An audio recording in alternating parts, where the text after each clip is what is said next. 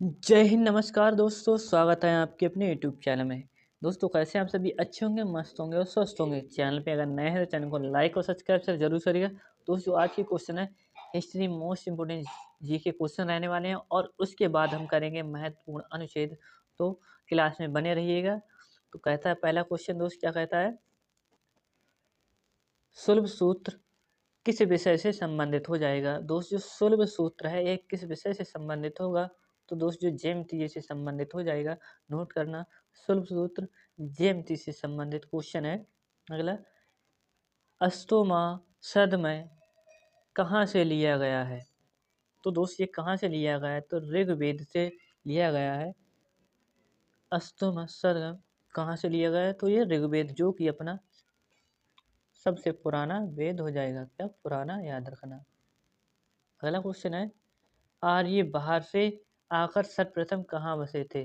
तो दोस्त, जो आर्य थे ये कहाँ पर बसे थे, तो ये मध्य एशिया में। दोस्त, कहते हैं कि मध्य एशिया से आए थे दोस्त, जो कि पंजाब में बसे थे। नोट करना, आर्य पंजाब में बसे थे। क्वेश्चन कहता है, ऋग्वेद का, आर्य का मतलब होता है श्रेष्ठ या कुलीन, ठीक है। ऋग्वेद का कौन सा मंडल पूर्णतः सोम देवता यानी कि देवी को समर्पित है। तो दोस्तों, नौवां मंडल हो जाएगा, ये हो जाएगा ऋग्वेद में सोम देवता को समर्पित। क्वेश्चन अगला है, प्रसिद्ध गायत्री मंत्र किस पुस्तक में है। तो दोस्तों, प्रसिद्ध गायत्री मंत्र है ये किस में हो जाएगा, तो दोस्त ऋग्वेद में स्थित, यानी कि ऋग्वेद में हो जाएगा गायत्री मंत्र। क्वेश्चन अगला है, प्राचीन भारत में निंक के नाम से किसे जाना जाता था। तो निंक, दोस्त याद रखना, किसको जानते थे, स्वर्ण आभूषण, जो स्वर्ण आभूषण थे इनको निक के नाम से जानते थे। क्वेश्चन अगला 7, योग दर्शन का प्रतिपादक या प्रतिपादन किसने किया था। प्रतिपादन किसने किया था, योग दर्शन की बात करता है तो दोस्त ये महर्षि पतंजलि हो जाएंगे। इन्होंने योग दर्शन का प्रतिपादन किया था। मूव ऑन, नेक्स्ट क्वेश्चन, उपनिषद किस पर आधारित है। तो दोस्त, पहले बात करते हैं उपनिषद है कितने टोटल, तो 108 हो जाएंगे, ठीक है। 108 किस पर आधारित है, ये दर्शन पर आधारित हो जाएंगे उपनिषद। क्वेश्चन 9, महाभारत का दूसरा नाम क्या है। तो दोस्त, ये महाभारत को दूसरा नाम से हम किस नाम से जानते हैं, तो इसको जय संहिता के नाम से जानते हैं। और इसकी रचना किसने की है, तो दोस्त वेद व्यास जी ने की है। किसने, वेद व्यास जी ने की है इसकी रचना। क्वेश्चन अगला 10, विश्व का सबसे बड़ा महाकाव्य कौन सा हो जाएगा। जय संहिता या महाभारत, याद रखना, जो विश्व का सबसे बड़ा महाकाव्य हो जाएगा। अगर विश्व का सबसे पुराना वेद तो ऋग्वेद हो जाएगा, जो अपने प्यारे भारत का हो जाता है। दोनों हमारे भारत के हो जाते हैं। क्वेश्चन है, बौद्धों की रामायण किस ग्रंथ को कहा जाता है। तो दोस्तों, बौद्धों की जो रामायण है इसको हम कहते हैं बुद्ध चरित्र के नाम से। नोट करना, ये बौद्धों का रामायण हो जाएगी। क्वेश्चन है, बुद्ध चरित्र की रचना किसने की थी। तो दोस्तों, बुद्ध चरित्र है इसकी रचना किसने की थी, नोट करना, इसकी रचना की थी अश्वघोष ने। अश्वघोष ने बुद्ध चरित्र की रचना, जिसे बौद्ध का रामायण ग्रंथ कहते हैं। क्वेश्चन है, महाभिभाष शास्त्र के रचयिता कौन है। महाभिभाष के रचयिता हो जाएंगे वसुमित्र। तो दोस्त, वसुमित्र हो जाएंगे महाभिभाष के रचयिता। क्वेश्चन है, कौन सी बौद्ध रचना गीता के समान पवित्र मानी जाती है। तो दोस्तों, अभिधम्म पिटक है, अभिधम्म पिटक, इसको हम जानते हैं, अभिधम्म पिटक को जानते हैं, गीता के समान पवित्र मानी जाती है बौद्ध की रचना, ठीक है। क्वेश्चन है, योगाचार या विज्ञानवाद के प्रतिपादक कौन है। योगावाद कह सकते हैं या दोस्त विज्ञानवाद, तो इसको हम जानते हैं मैत्रेयनाथ के नाम से। ये हो जाएंगे इसके प्रतिपादक, विज्ञानवाद या योगाचार के मैत्रेयनाथ। क्वेश्चन 16, किसने किसने कृष्ण को हेराक्लीज कहा था। हेराक्लीज किसने कहा था, तो दोस्त इसने मेगास्थनीज ने कहा था और इसने एक बुक लिखी थी। तो दोस्त, इसकी बुक क्या हो जाएगी, इंडिका। इंडिका इसकी बुक आ जाएगी, जो कि सेलुकस का राजदूत हो जाता है। क्वेश्चन है, इस्लाम धर्म के संस्थापक कौन थे। तो इस्लाम धर्म की बात करता है तो हज़रत मोहम्मद साहिब हो जाएंगे, हज़रत मोहम्मद साहिब, जो कि इस्लाम धर्म के संस्थापक हो जाते हैं। क्वेश्चन 18, मोहम्मद साहब का जन्म कब और कहाँ हुआ था। तो मक्का, जो कि 570 ईस्वी में इनका जन्म हुआ था, मोहम्मद साहब का, जो कि इस्लाम धर्म के संस्थापक हो जाते हैं। क्वेश्चन, मोहम्मद साहब के जन्म दिन पर कौन सा पर्व मनाया जाता है? नोट करना इम्पोर्टेंट हो जाएगा। ईद ए मिलाद उल नबी, यानी कि ईद मनाते हैं इनके जन्म दिवस पर। क्वेश्चन अगला है, पारसी धर्म का प्रमुख ग्रंथ कौन सा है? तो जैन अवेस्ता हो जाएगा, जैन अवेस्ता। दोस्तों, पारसी नवरोज त्योहार था, यह किसने शुरू किया था? तो बलबन ने शुरू किया था पारसी नवरोज त्योहार। क्वेश्चन है, मीर जाफर ने बंगाल की गद्दी किस वर्ष छोड़ी थी? मीर जाफर की बात करते हैं तो इसने बंगाल की गद्दी कब छोड़ दी थी? 1760 ईस्वी में इसने बंगाल की गद्दी छोड़ दी थी मीर जाफर ने। क्वेश्चन है, टीपू सुल्तान की मृत्यु कब हुई थी? इम्पोर्टेंट है। तो दोस्तों, इसकी जो मृत्यु हुई थी 1799 ईस्वी में, नोट करना 1799 ईस्वी में टीपू सुल्तान की मृत्यु हो गई थी, यानी कि डेथ हो गई थी। क्वेश्चन है, गुलाम वंश को और किस नामों से जाना जाता है? तो दोस्त, इसको हम किस नाम से जानते हैं? इलबारी, ममलूक तथा दास वंश। दास मतलब होता है गुलाम, और गुलामों का गुलाम किसे कहते हैं? तो इल्तुतमिश को कहा जाता है गुलामों का गुलाम। नोट करना। और इल्तुतमिश की बेटी कौन थी? रजिया सुल्तान, जो कि गद्दी पर कब बैठी थी? 1236 से 40 तक। ठीक है। क्वेश्चन है, दिल्ली का पहला तुर्क शासक किसे माना जाता है? तो तुर्क शासक किसे माना जाता है? कुतुबुद्दीन ऐबक को कहा जाता है, जो कि इसका गुलाम कौन होता है? कुतुबुद्दीन ऐबक का इल्तुतमिश हो जाता है इसका गुलाम। और जो कुतुबुद्दीन ऐबक किसका गुलाम था? यह गौरी का गुलाम था। ठीक है। किसकी मृत्यु के बाद कुतुबुद्दीन ऐबक ने स्वयं को लाहौर का स्वतंत्र शासक घोषित किया? तो दोस्त, मोहम्मद गौरी, क्योंकि मोहम्मद गौरी की मृत्यु हो जाती है, उसके बाद यह गुलाम वंश की नींव रख देता है। ठीक है, गुलाम वंश की नींव रख देता है मोहम्मद गौरी की मृत्यु के बाद। अब दोस्त आ जाते हैं मोस्ट इम्पोर्टेंट अनुच्छेद, और जो कि एग्जाम में बार बार पूछे जाते हैं। कॉपी पेन लेकर बैठिएगा, क्वेश्चन वही है जो कि एग्जाम में पूछता है। क्वेश्चन कहता है, अनुच्छेद एक किससे संबंधित है? तो दोस्त, एक जो अनुच्छेद होगा ये हो जाएगा संघ, नाम और राज्य क्षेत्र से संबंधित। संघ, नाम और राज्य से संबंधित हो जाएगा अनुच्छेद एक। नोट करना, मोस्ट इम्पोर्टेंट है, एग्जाम में पूछते हैं, ये क्वेश्चन वही लेकर आए हूँ। अनुच्छेद दो किससे संबंधित है? अब दोस्त, जो दो अनुच्छेद है एक किससे संबंधित हो जाएगा? तो ये हो जाएगा नए राज्यों का गठन व प्रवेश, या नए राज्यों का गठन या प्रवेश। दोस्त, बात एक ही होती है। क्वेश्चन कहता है, अनुच्छेद 12 से 35 किससे संबंधित है? तो दोस्त, ये मूल अधिकार की बात करता है, मूल अधिकार 12 से 35। और दोस्त, भाग कौन सा हो जाएगा? तो भाग 3 हो जाता है। ठीक है। क्वेश्चन कहता है चौथा, कि अनुच्छेद 14 किससे संबंधित है? तो दोस्त, ये किससे संबंधित हो जाएगा? विधि के समक्ष समानता।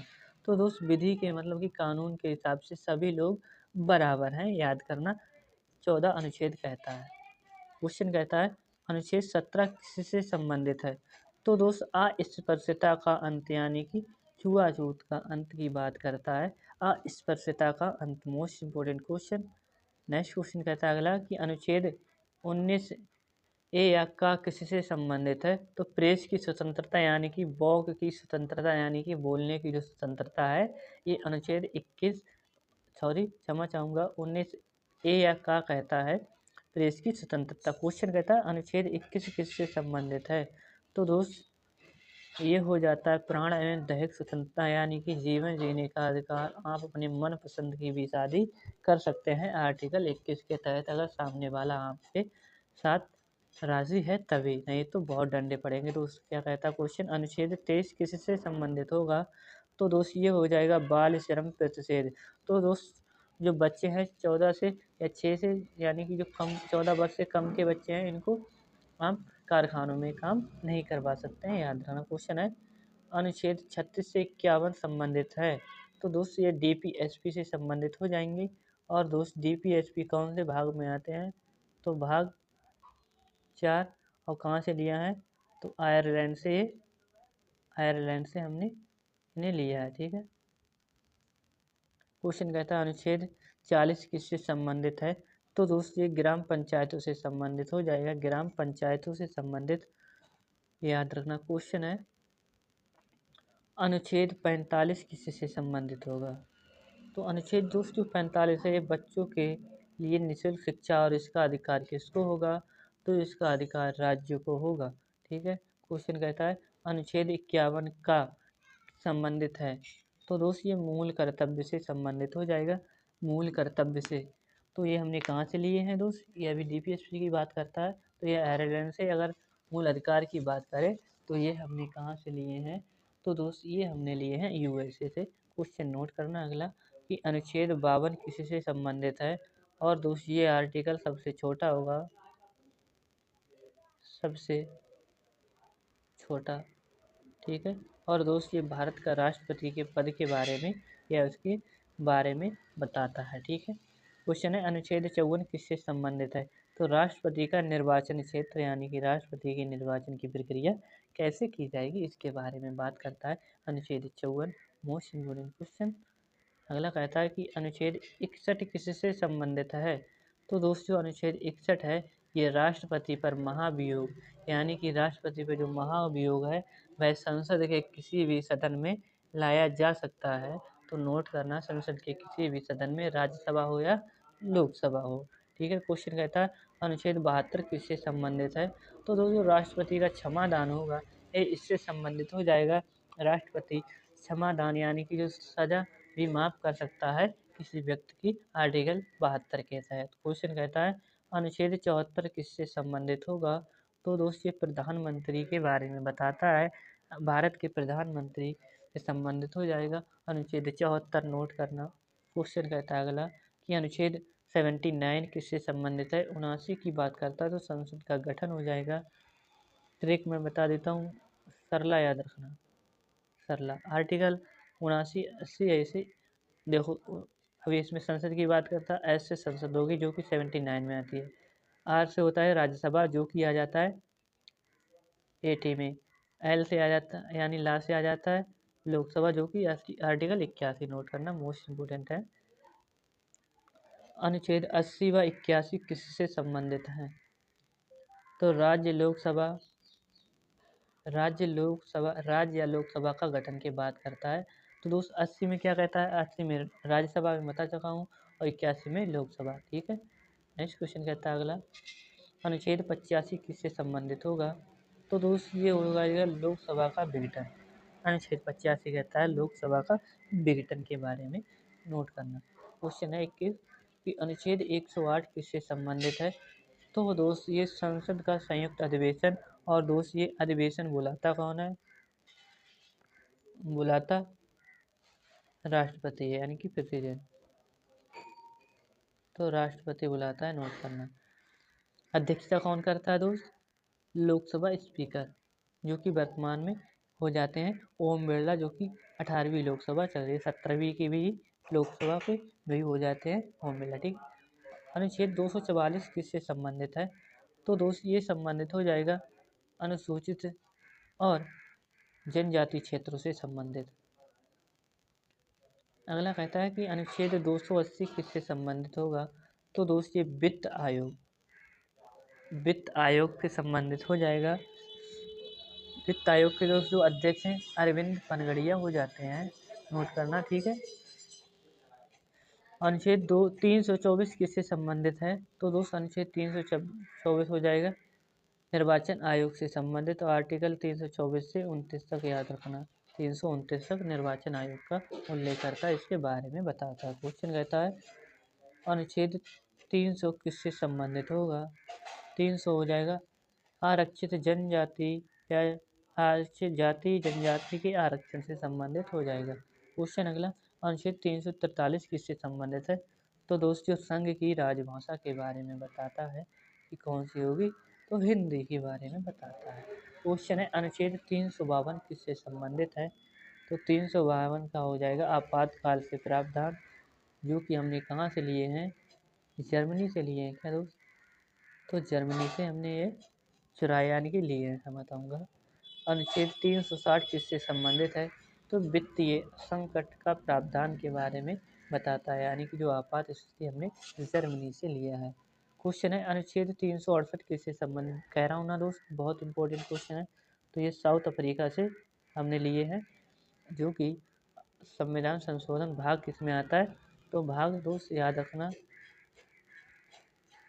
भाग 20 यानी कि 20 में आता है। नेक्स्ट क्वेश्चन है अनुच्छेद 370 किससे संबंधित है, जिससे विशेष दर्जा जम्मू कश्मीर को प्राप्त था, ये हटा दिया गया है, तो 2019 से इसको याद रखना, ठीक है। और इसे एक यूनियन टेरिटरी के नाम से जानते हैं। आई होप आज का सेशन आपको पसंद आया, तो सेशन को लाइक और शेयर जरूर करिएगा। मिलते हैं अगली क्लास में, तब तक के लिए जय हिंद जय भारत।